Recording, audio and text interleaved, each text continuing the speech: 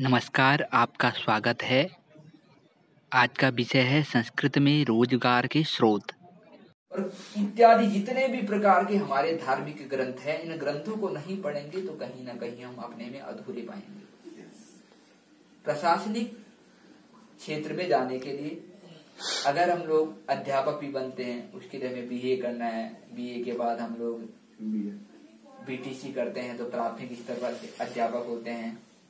यदि बीएड करते हैं तो हम माध्यमिक या उच्च माध्यमिक स्तर पर। वही अगर हम आगे जो है नेट या जीआरएफ करके अगर आगे बढ़ते हैं तो हम प्रोफेसर बनते हैं।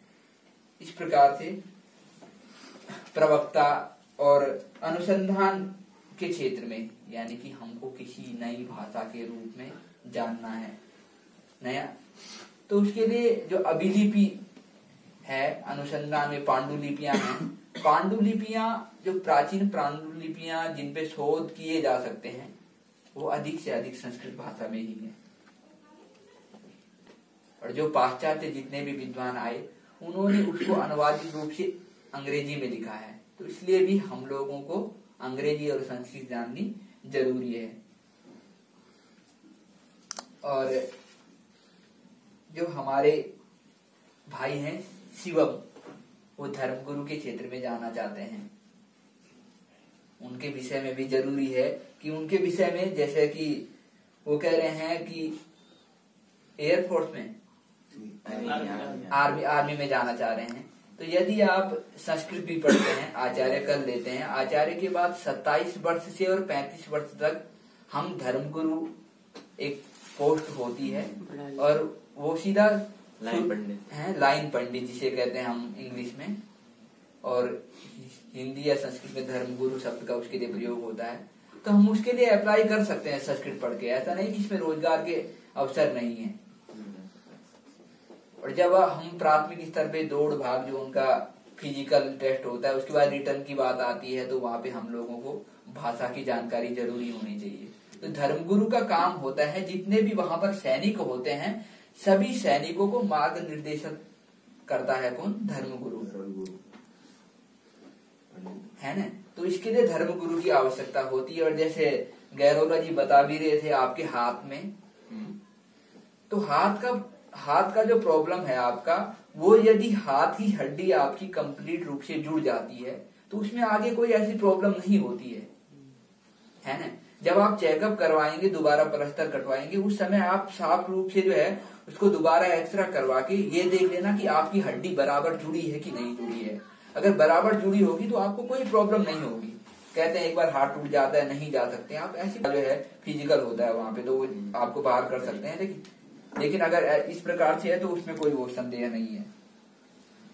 उसके बाद जो है आप अनुवादक भी बन सकते हैं यदि आप संस्कृत भाषा के अच्छे जानकार हैं, अंग्रेजी के अच्छे जानकार हैं। तो जो हमारे पाश्चात्य विद्वान हैं, मैकडोनल्ड, विनियन जोन्स, इन लोगों ने जो आंग्ल भाषा में ग्रंथ लिखे हैं उनका हम संस्कृत में अनुवाद कर सकते हैं। तो हमारी वो वाली भाषा भी जिंदा रहेगी और ये वाली भाषा भी।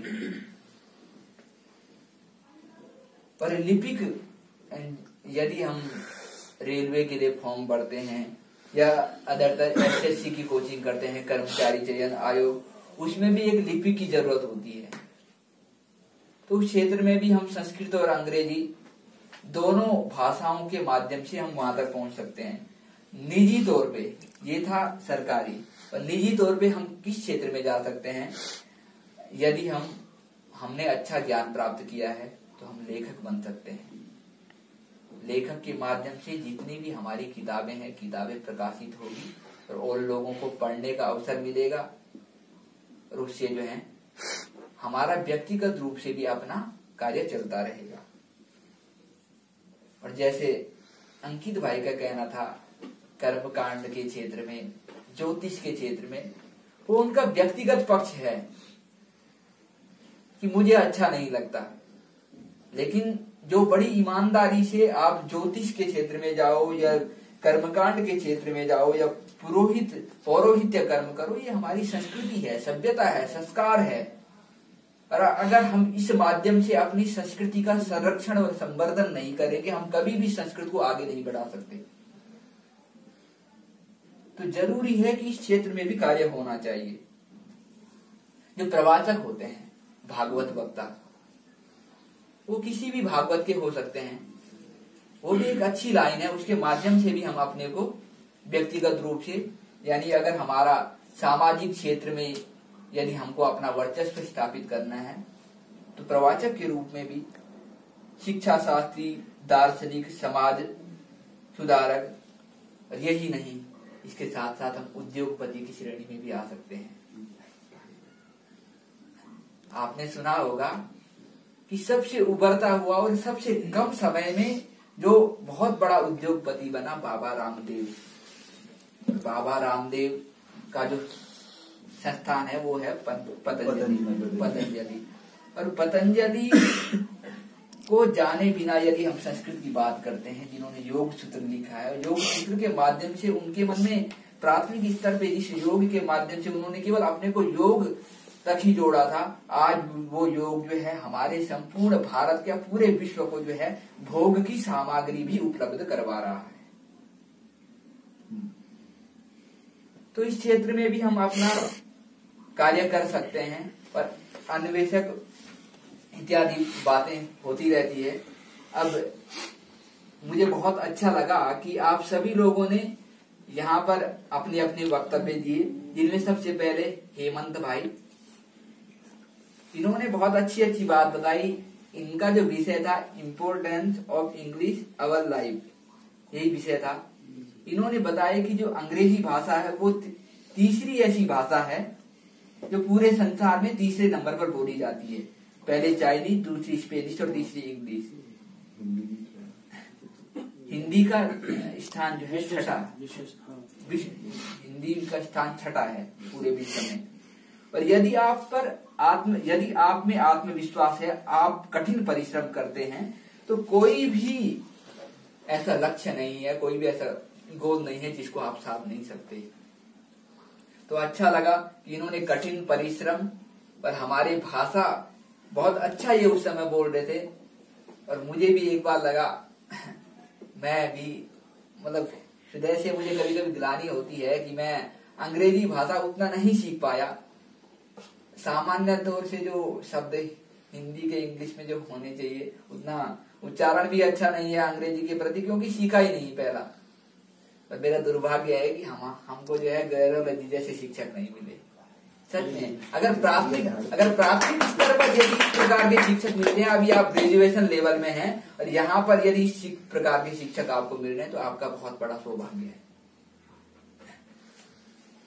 और दूसरे जो रवि भूषण चौधरी, जिन्होंने पूर्व इस बीसीसी भगवती कोचिंग सेंटर इसमें कक्षा की, उन्होंने बताया कि यदि हमारा प्राथमिक स्तर बहुत अच्छा है तो हम अपनी क्लास, हमारी जो अभिव्यक्ति की भाषा है उसको जो है हम प्राथमिक स्तर से ही उठा सकते हैं। और जो इस समय शास्त्री के प्रथम स्तर पर आए हैं, वैसे चतुर्थ खंड तक भी आप लोगों ने पढ़ा होगा, 12वीं तक, लेकिन जो प्राथमिक स्तर है यहीं से ही हम एक बड़े लेवल की सोचते हैं। उच्च शिक्षा कहा जाता है किसको? शास्त्री को, आचार्य को, शिक्षा शास्त्री, एमफिल, पीएचडी, ये सारे उच्च शिक्षा में आते हैं। और इन्होंने कहा कि यदि हम ज्ञान प्राप्त करेंगे और ज्ञान प्राप्त के साथ साथ यदि हमें 50% पाठ्यक्रम का ज्ञान है, उसके बाद भी हम लोग अपनी कक्षा में पास हो सकते हैं। इनका अनुभव था कि जब ये यहाँ पर आए थे उस समय जो है इनकी अंग्रेजी ज्ञान के प्रति बिल्कुल न्यूनता थी और केवल सिलेबस इनको पता होता था, इस वजह से ये 50% नंबर से पास हो जाते थे। इसके बाद जब यहाँ पर आए तो इन लोगों का यहाँ पर अंग्रेजी के माध्यम से ज्ञानवर्धन हुआ और इसका इनको लाभ हुआ। तो बहुत अच्छा लगा कि इन लोगों ने अपने अनुभव को यहाँ पर व्यक्त किया। और तीसरे हैं हमारे भाई साहब संदीप भट्ट जी। उन्होंने कहा है कि यदि हम छोटे मंच से अपनी बात शुरू करते हैं तो एक दिन अगर हमारे अंदर इच्छा शक्ति, ज्ञान शक्ति और क्रिया शक्ति, तीनों शक्तियां हैं तो हम लोग बहुत ऊंचे स्तर तक पहुंच जाएंगे। और ये जो है जब हम संवाद करते हैं तो डर डर कर नहीं करना चाहिए, क्योंकि जो दूसरा है वो भी इंसान है, खा थोड़ी जाएगा। अगर उसको नहीं लगती है हमारी बात अच्छी, तो वो उसकी व्यक्तिगत की भावना है। और स्वतंत्रता का मतलब यही होता है कि आपके विचार दूसरे तक पहुंचने से पहले जो है आपको स्वतंत्रता होना चाहिए। स्वतंत्रता हमारी पहली सीढ़ी है, मूल जो बात है। तो उसके माध्यम से हमारे संदीप भाई ने हम लोगों को बताया। उन्होंने कहा कि श्रवण, धारण और चिंतन और अभिव्यक्ति, सबसे पहले हम किसी बात को श्रवण करते हैं, उसके बाद उसका धारण करते हैं, फिर उस बात पे चिंतन करते हैं और चिंतन के बाद उसका अभिव्यक्ति करते हैं। और जो शिवम, उनके विषय में हम बता ही चुके हैं। और अच्छा लगा कि आप यहाँ पर मुनेरिका से यहाँ आए। और ऐसी कंडीशन मुझे नहीं लगता कि अगर मेरी स्थिति भी होती तो मैं यहाँ पे आ पाता। मैं दूसरे से तुलना नहीं कर रहा हूँ, लेकिन ये आपका संकल्प है, आपकी इच्छा शक्ति है और आपका भगवती कोचिंग सेंटर के प्रति श्रद्धा है कि आपने यहाँ पर, आपके शिक्षक के प्रति श्रद्धा है, आप यहाँ पर आए। आपका बहुत बहुत धन्यवाद। अब हम अंकित भाई की बात करते हैं, जिन्होंने संस्कृत की अनिवार्यता के लिए अपने वक्तव्य रखे थे और धीरे धीरे जो है, जो हमारी संस्कृति, संस्कार, सभ्यता, इंसानियता, और इसमें जो है इन्होंने कालिदास की जो बात है, जो उन्होंने मालविकाग्निमित्रम एक नाटक है कालिदास का, वो इन्होंने हिंदी में कहा था कि आपके पास केवल ज्ञान ही है, ज्ञान के साथ यदि आपको उपयोग करना नहीं आता है तो आपकी ज्ञान की कोई सार्थकता है ही नहीं। कालिदास इस विषय में कहते हैं कि श्लिष्टा क्रिया कस्यचिदात्म संस्था संक्रांति रण्यस्य विशेष युक्ता यशो भयो साधु सशिक्षकाणाम भूरी प्रशंसा पयतांसी एवं। इस प्रकार से, यानी जिसके पास ज्ञान भी है और ज्ञान के साथ साथ अपना अभिव्यक्ति का माध्यम भी है, वही एक अच्छा शिक्षक बन सकता है। इन्होंने, और ज्ञान के साथ साथ उसकी प्रधानता भी होनी चाहिए। इस प्रकार से इन्होंने अपने वक्तव्य रखे। विद्या के विषय में बताया कि ज्ञान आप जितना बांटेंगे, विद्या किस प्रकार का होता है कि व्यये कृते वर्धत एव नित्यम विद्या धनम सर्वधनम प्रधानम। जितना आप बांटेंगे उतना जो है बढ़ता जाएगा। इनके वक्तव्य बहुत अच्छे थे। और व्यक्तित्व, और जो आज का हमारा व्यक्तित्व है वो कल का भविष्य है। इन सभी विषयों पर इन्होंने अपने वक्तव्य रखे। और अब मैं विशेष रूप से जो हमारे इस भगवती कोचिंग सेंटर के संचालक हैं, सूत्रधार हैं, जिन्होंने अपने कर्मनिष्ठ भावना से इस केंद्र को जो संचालित कर रहे हैं, निरंतरता आप लोगों की भी है, क्योंकि गैरोला जी की महत्वता तभी है जब आप लोग हैं। तो परस्पर दोनों लोगों का होना ही यहाँ पे महत्व को दर्शाता है। आप लोग आए, आप लोगों ने अपना समय दिया,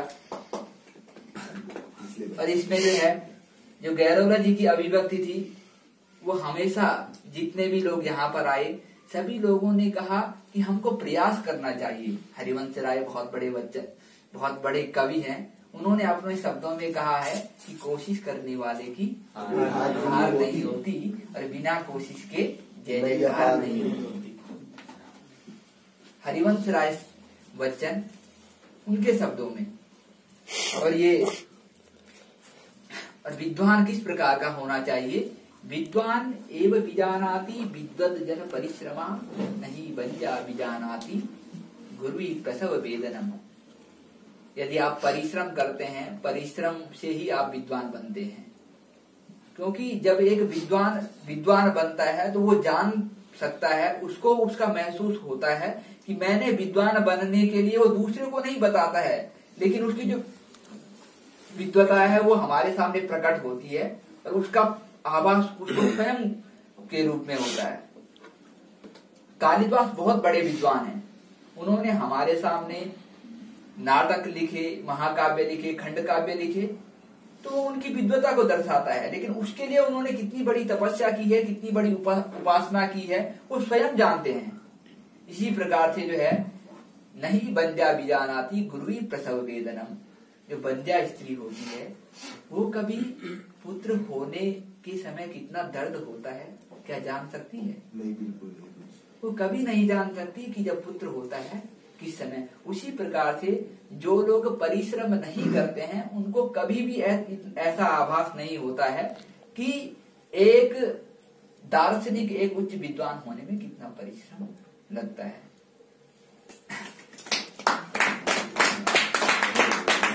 इस बात का दृष्टांत भी इन्होंने दिया कि बाण्ये का सफलं करोति पुरुषम या संस्कृताधार्यते क्रियन्ते खरभूषणानि सततम सततम निरंतरम। यदि इस प्रकार से आप अपने कर्म को करते रहेंगे, कर्मण्येवाधिकारस्ते मा फलेषु कदाचन मा कर्म फले हेतुर्भुः मा ते संगतस्व कर्मणि, भगवान श्री कृष्ण ने गीता में कहा है। तो कर्म के प्रति भी आपकी जागरूकता होनी चाहिए। और अंत में सबसे जो मुख्य बात है उस बात को मैं आप लोगों के सामने रख रहा हूँ कि हमें, मुझे लग रहा है मैंने समय बहुत ज्यादा ले लिया है तो मैं इस बात के साथ ही अपने वक्तव्य को पूरा करूंगा। आप कुछ बताने वाले थे? हाँ, वही बात क्यों करना चाहिए। और ये जो संस्कृति, संस्कार, सभ्यता हम लोग अर्जन करते हैं, हमें एक अच्छा इंसान बनना है, जो हमारे अपने हैं, अपनों के साथ भी हमारा सामंजस्य होना चाहिए और अपनों के साथ किस प्रकार का व्यवहार होना चाहिए कि जिंदगी में यह हुनर भी आजमाना चाहिए, जंग यदि अपनों से हो तो हार जाना चाहिए। इन्हीं शब्दों के साथ मैं अपनी वाणी को विराम देता हूं।